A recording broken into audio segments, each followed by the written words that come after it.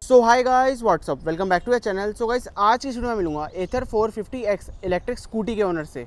क्या सच में ओनर ने पैसे बचाए हैं? रेंज कितनी आती है? चार्जिंग टाइम क्या है? तो मिलते हैं इस ईवी स्कूटी के ओनर से, जो कि है आदेश भाई। कैसे हो भाई? बस भाई बहुत बढ़िया। भाई ईवी स्कूटी क्यों? भाई ईवी स्कूटी इसलिए क्योंकि इससे पहले मेरे पास जो बाइक थी वो खूब पेट्रोल पीती थी और मैं पेट्रोल डलवा कर थक गया था उसमें। इस वजह से मैं ईवी की तरफ शिफ्ट हो गया। भाई उस टाइम आपके माइंड में क्या चल रहा था जब आप स्कूटी को देखने गए? भाई इस स्कूटी को देखने से पहले मैंने पूरी मार्केट सर्च करी ईवी की, कि जो उस वक्त इसके कंपैरिजन थे वो सब चीज़ें मैंने देखी और मैं चाहता था कि ईवी में भी बेस्ट लेना। इसकी रेंज बहुत अच्छी थी उस टाइम, तो फिर मैंने जब सारी चीज़ों पे R&D करी और फिर जाके मुझे ये पसंद आई और यही समझ में आई। आदेश भाई उस टाइम आपका बजट कितना था? भाई बजट तो इतना था कि मैं बुलेट ले सकता था उस टाइम। भाई ईवी स्कूटी इसलिए ली मैंने क्योंकि मैंने जैसा बताया कि मैं और नहीं चाह रहा था कि पेट्रोल वगैरह डले, और फिर मेरा जो प्लान बन गया ना वो एकदम से बन गया इसको लेकर जब मैंने इसकी राइड ली, क्योंकि इसका जो पिकअप था वो बहुत हाई था। जब मैंने इसको वॉप मोड पर डाला, स्पोर्ट मोड पर डाला, तो ऐसा नहीं लगा कि ये कहीं भी पेट्रोल स्कूटी से या पेट्रोल बाइक से पीछे है। भाई रेंज की एंजाइटी नहीं होती आपको? भाई रेंज की एंजाइटी होती है और नहीं भी होती इसलिए क्योंकि मेरी रनिंग ज़्यादा नहीं है, और जहाँ रनिंग ज़्यादा होती है वहाँ पे मैं अपनी बाइक निकाल लेता हूँ। और नहीं इसलिए होती क्योंकि लोकली जाना होता है और इसमें दिखाता रहता है कि कितने किलोमीटर अब बचे हैं, तो मैं उतनी ही राइड प्लान करता हूँ कि आना जाना हो जाए। भाई कंपनी कितनी क्लेम इसकी करती है रेंज? भाई इस वाले मॉडल पर कंपनी क्लेम करती है 105 किलोमीटर, 105 किलोमीटर। और अगर इसकी ट्रू रेंज की बात करें तो लगभग 90-95 किलोमीटर के आसपास आ जाती है, 90 to 95 किलोमीटर। चाहे आप कैसे भी ड्राइव करो?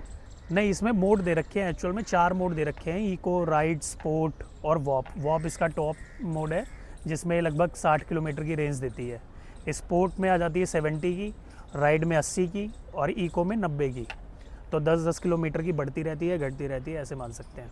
इको में जो इसकी स्पीड आती है वो लगभग 40 से 50 के बीच रहती है, 55 तक पहुंच जाती है sometimes when you are on down road. तो वो लोकली चलाने के लिए सफिशेंट है, क्योंकि आप मार्केट में या लोकली आप उससे ज़्यादा भगा भी नहीं सकते किसी भी गाड़ी को। और फिर राइड मोड आ जाता है, उसमें लगभग 60 से 65 के बीच में रहती है कि अगर आपको खाली रोड मिल रही है आप वहाँ भगा सकते हो ईजिली। फिर स्पोर्ट मोड है, वो मेरा फेवरेट मोड स्पोर्ट मोड ही है, क्योंकि उसमें रेंज भी ठीक ठाक है और स्पीड तो 90 के आसपास पहुंच जाती है। और जो वॉप मोड है उसका, जो जैसे आप कभी हाईवे पर हो या फिर आप किसी फ्लाईओवर पर हो, वहाँ पर आप इसकी जो टॉप स्पीड जो मैंने चलाई है वो 95 के अराउंड है। 95 से 96-7 तक चली जाती है और 95 तक रहती है वॉप मोड में। तो as compare to other bikes और स्कूटी, मुझे इसमें रहता है कि अगर मैं इसको इको मोड पर या अलग अलग मोड पर चला रहा हूँ तो मुझे उतनी ही एवरेज मिलेगी। और जैसे अगर मैं भगाना चाह रहा हूँ तो वो तो हर गाड़ी के साथ है, अगर आप नॉर्मल बाइक को भी ज़्यादा स्पीड में भगाओगे तो वो भी एवरेज कम देगी। भाई चार्जिंग टाइम कितना लगता है? भाई चार्जिंग टाइम इसमें लगता है कि अगर मान लो कि बिल्कुल 0% है तो फुल चार्ज होने में लगभग 6 से 7 घंटे लगेंगे इसको, अगर इस चार्जर से हम चार्ज कर रहे हैं तो। और जो वो चार्जर होते हैं जैसे कहीं वॉल फिटेड या वॉल माउंटेड चार्जर हैं, इनमें 2 ऑप्शन थे, ये चार्जर था और एक वॉल माउंटेड वाला चार्जर था।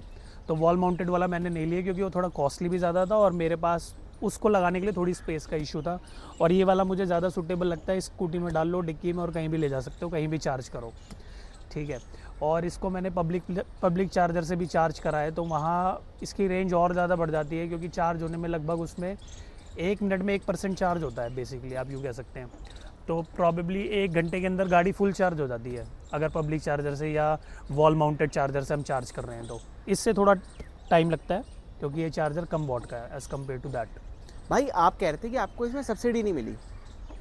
भाई सब्सिडी ना मिलने का रीज़न आप कह लो या तो मेरी खुद की गलती या फिर मेरा खुद का शौक़, क्योंकि यहाँ पर जो आप नंबर देखोगे ना स्कूटी का, ये मैंने VIP नंबर लिया था खुद चूज़ करके, जो 2500 रुपये मैंने इसके एक्स्ट्रा दिए थे। नहीं तो ये मेरी 170 की थी तो 20,000 रुपये के आसपास सब्सिडी आती, तो मुझे 1.5 लाख के आसपास की गाड़ी पड़ती, जबकि 170 की पड़ी कैश में।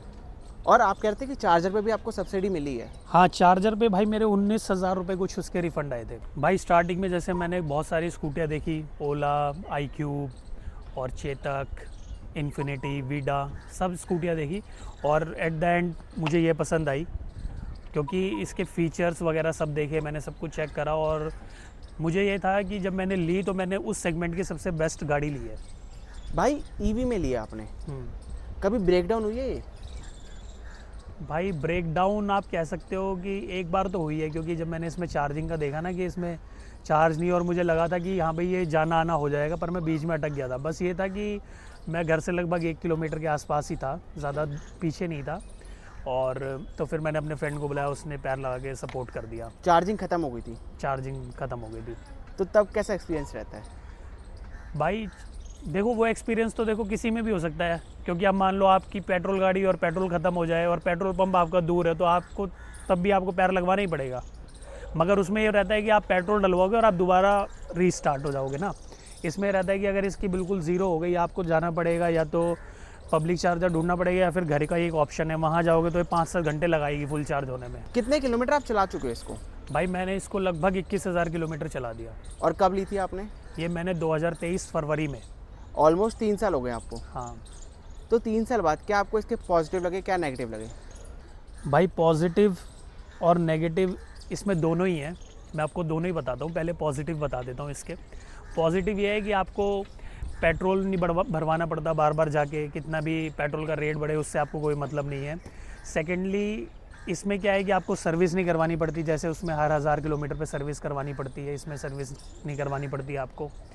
और तीसरी चीज़ ये है कि आप अपना, जैसे अगर ये ईवी में चल भी रही है तो ये ज़्यादा खर्चा नहीं मांगती, क्योंकि 5-10 रुपये यूनिट पर ये 3 से 5 यूनिट लेती है। तो हम कह सकते हैं अगर 10 रुपये यूनिट पर भी ये चार्ज हो रही है तो 50 रुपये में 100 किलोमीटर चल जाएगी मोटा मोटा, तो 2 रुपये पर किलोमीटर चल रहा है।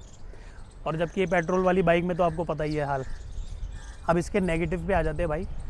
नेगेटिव में ये है इसका, पेट्रोल वाली बाइक तो कहीं भी लोकल मिस्त्री को दिखा सकते हो, इसको ले जाना पड़ेगा आपको सर्विस सेंटर ही, कि भाई अगर ये ब्रेक डाउन हो जाए तो आपको फिर मुंह आपको सर्विस सेंटर का ही देखना है, या फिर अगर नॉर्मल चार्जिंग इशू है तब तो आप चार्ज करो, नहीं तो फिर आपको सर्विस सेंटर ही जाना पड़ेगा। भाई एथर के साथ आपका सर्विस एक्सपीरियंस कैसा है? भाई सर्विस एक्सपीरियंस बहुत अच्छा है, क्योंकि इसमें ज़्यादा कुछ होता नहीं है सर्विस के लिए। बाइक में जैसे बहुत सारी चीज़ें होती हैं, इसमें ऐसा कुछ नहीं होता।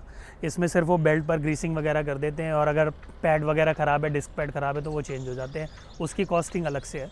बाकी और कुछ इसमें ऐसा है नहीं कि सर्विस की वो पड़ती हो, इसीलिए ये 5 से 10,000 किलोमीटर पे सर्विस होती है। एक बार भाई इसमें ये हुआ था कि मैं इसको चला रहा ना, तो मुझे लगा कि ऐसे इसकी डिस्प्ले बिल्कुल ब्लैंक हो गई, तो मुझे लगा कि क्या हो गया इसमें ना। मैंने इसको ऑन ऑफ़ करा और फिर मैंने इंटरनेट पे सर्च करा, इसको रीसेट करा, रीस्टार्ट करा, पर इसकी डिस्प्ले ऑन नहीं हो रही थी।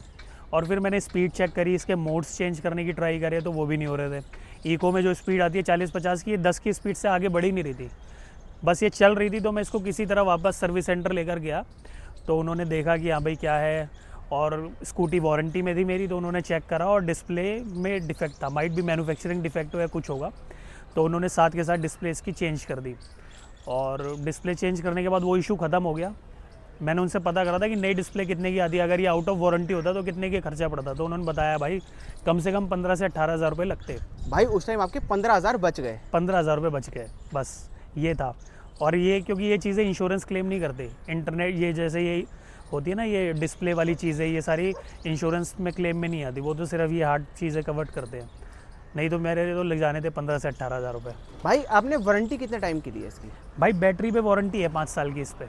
20,000 किलोमीटर चलाने के बाद कितने पैसे आप बचा चुके हो इसमें? भाई 20,000 चलाने के बाद अगर मैं देखूं पेट्रोल के ना हिसाब से, तो मेरे मोटा मोटा 25 से 30,000 रुपये तो बच गए होंगे। इसमें कॉल्स ऑन है, इसका मतलब जैसे फ़ोन में कोई भी कॉल्स आएगी वो इसमें शो करेगा, उसका नाम और कॉल्स आप यहाँ से उठा भी सकते हो, मगर स्कूटी रोक के। फिर इसमें पार्क असिस्ट है, कि जैसे अब स्कूटी है उसमें आगे लाइट ऑन हो जाएगी जब तक आप पार्क कर सकते हो। फिर इसमें शेयर लाइव लोकेशन का है, कभी आप किसी इमरजेंसी में हो, आप यहाँ पे टैप कर दो, आपकी लाइव लोकेशन आपके सिलेक्टेड कॉन्टैक्ट्स को पहुँच जाएगी। फिर इसमें ऑटो होल्ड है, जैसे कभी आप हाईवे पर हो, फ्लाईओवर पर हो, और अगर आप ट्रैफिक में हो तो ये अपने आप रुक जाएगी वहाँ पर, नीचे नहीं जाएगी स्लोप पर। फिर इसमें स्मार्ट इको है, स्मार्ट इको में थोड़ी रेंज कम हो जाती है, रेंज बढ़ जाती है और स्पीड कम हो जाती है। और उसके बाद जैसे इसमें म्यूज़िक ऑन है, आप यहाँ से म्यूज़िक चेंज कर सकते हो, अगर आपने हेडफोन लगा रखे हैं। व्हाट्सएप पर कोई मैसेज आएगा वो आप यहाँ पर देख सकते हो, पढ़ सकते हो, रिप्लाई कर सकते हो। साथ ही में इसका यहाँ पर लोकेशन का है कि आप कहीं भी ऑल ओवर इंडिया के कहीं भी लोकेशन डालो, आप वहाँ जा सकते हो। और इसमें इंडिकेटर का सिस्टम है, जैसे बाइक वगैरह में इंडिकेटर बंद करने पड़ते हैं, देने के बाद इसमें अपने आप बंद हो जाता है, टर्न ऑफ हो जाता है अपने आप इंडिकेटर। और इसमें भाई एक चीज़ आपको बताता हूँ, एक बार क्या हुआ मेरे फ़ोन पर, हम इसमें देख सकते हैं कि हमारी स्कूटी कहाँ खड़ी है उस वक्त ना। तो मैं चांदनी चौक पर था और मेरी स्कूटी उन्होंने, ट्रैफिक वालों ने उठा ली। मैं अंदर शॉपिंग करने गया और मैं जब तक बाहर आया तो मेरी स्कूटी उड़ गई, ट्रैफिक वालों ने उठा ली। फिर मैंने इसकी लोकेशन चेक करी, कहाँ है करके मैं उसको फॉलो करते हुए गया, वहीं से 1 किलोमीटर के अंदर ही थी। तो मैं उसको रिक्शे वाले को बताकर कि ऐसे चल, राइट ले, लेफ़्ट ले, ऐसे करके मैं एग्जैक्ट वहाँ पहुँच गया जहाँ मेरी स्कूटी खड़ी थी। फिर वहाँ मैंने उसका चालान पे करा और स्कूटी ली। भाई अगर ये चीज़ नहीं होती तो उस टाइम तो 1 मिनट के लिए आप परेशान होते कि भाई मेरी कहीं स्कूटी चोरी तो नहीं गई हो कहाँ, गई। हाँ मुझे यही था कि चोरी हो गई, मुझे तो यही था पहले। फिर बाद में ये पता लगा कि यहाँ पे ट्रैफिक वाले उठा कर ले गए हैं, मगर उस वक्त मैं वहाँ पर बिल्कुल न्यू था, तो मुझे पता ही नहीं था कि वहाँ पर थाना कौन सा है, चौकी कौन सी है, कौन सी जगह लेकर गए। और इसमें यह है कि इसमें लाइव रिंग का भी ऑप्शन है कि जैसे आपकी गाड़ी कहीं पार्किंग में खड़ी है या सपोज़ कोई रात में आपकी गाड़ी पर बैठा है, तो आप अपनी फ़ोन से रिंग टैप करो उस पर, स्कूटी की एप्लीकेशन पर, तो ये गाड़ी बजने लगती है, सायरन देने लगती है। तीसरा इसमें यह है कि अगर ये कभी खुद से मूवमेंट डिटेक्ट करती है तो भी इसमें अलार्म बजने लगता है।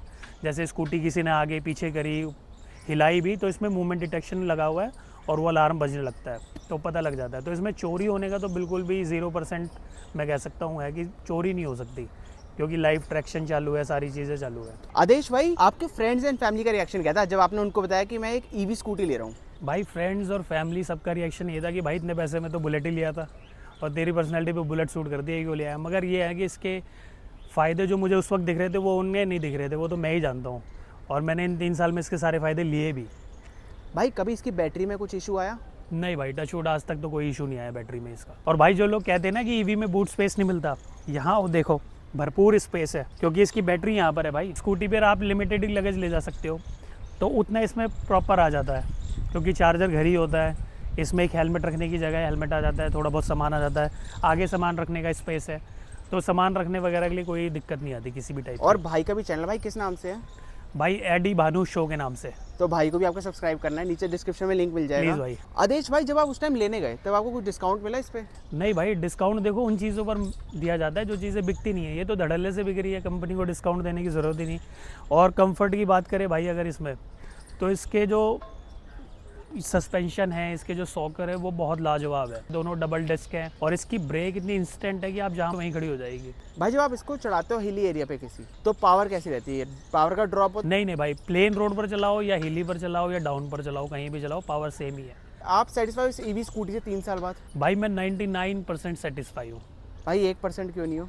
भाई 1% बस वो जो मन में थोड़ा सा डाउन रहता है कि अगर कहीं जाना है तो हमें पेट्रोल गाड़ी का मुंह देखना ही पड़ेगा, इसको ज़्यादा आगे नहीं ले जा सकते, या फिर आपको वहाँ जाकर चार्जिंग मिले ना मिले, एक मन में वो डर तो, वो जो फोमो है ना वो रहता ही है। थैंक यू आदेश भाई पूरा अपना ओनरशिप रिव्यू देने के लिए एथर 450X इलेक्ट्रिक स्कूटी का। अगर आपको वीडियो अच्छी लगी हो तो इस वीडियो को लाइक करना, चैनल पे नए हो चैनल को सब्सक्राइब करना। मिलता हूँ मैं आपको ऐसे एक और नई वीडियो में।